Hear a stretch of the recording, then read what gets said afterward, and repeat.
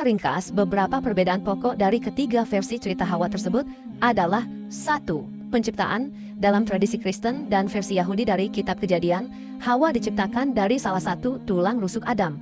Sebaliknya, Islam menyebut bahwa Allah menciptakan Adam dan Hawa dari satu jiwa yang sama. Tradisi rabbinik Yahudi bahkan memiliki legenda tambahan Lilith sebagai istri pertama Adam sebelum Hawa, namun Lilith tidak disebut dalam teks kitab suci manapun. 2. Penyebab dosa.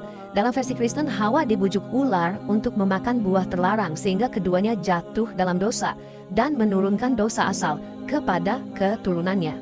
Dalam tradisi Yahudi Alkitab ceritanya sama, tetapi tanpa doktrin warisan dosa karena setiap orang bertanggung jawab atas perbuatannya sendiri. Dalam Islam, Adam dan Hawa sama-sama tergoda oleh godaan iblis dan kemudian keduanya bertobat serta diampuni Allah. Oleh karena itu, Islam menekankan pengampunan dan tanggung jawab pribadi tanpa mengenal dosa yang diwariskan sejak lahir. 3. Pandangan terhadap perempuan. Dalam interpretasi tradisional Kristen, Hawa kerap dilihat sebagai simbol awal mula dosa manusia, dan kisahnya kerap digunakan untuk menjustifikasi norma patriarki, seperti rasa sakit melahirkan dan perintah suami kepada istri. Sebaliknya, Islam dan tradisi Yahudi lebih menekankan kesetaraan dan kemitraan.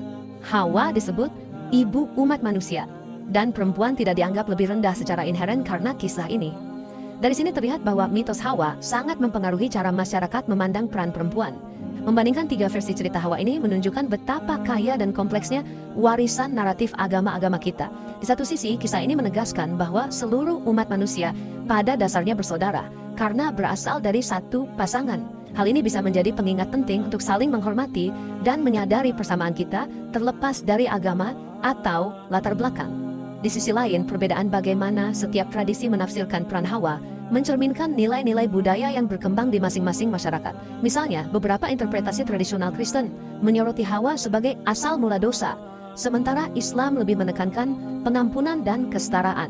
Sementara itu, legenda Lilith dalam tradisi Yahudi sering diangkat sebagai simbol kebebasan atau pemberontakan wanita, meski kisah ini bukan bagian dari teks suci.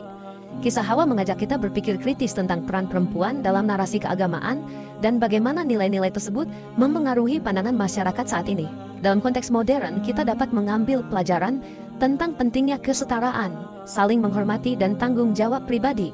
Ingatlah bahwa di balik tiap versi ini ada pesan moral yang ingin disampaikan, bukan sekadar kisah mitologis. Kita bisa belajar bahwa setiap tradisi mencoba mengambil hikmah dari kisah Hawa untuk menegaskan nilai-nilai kemanusiaan.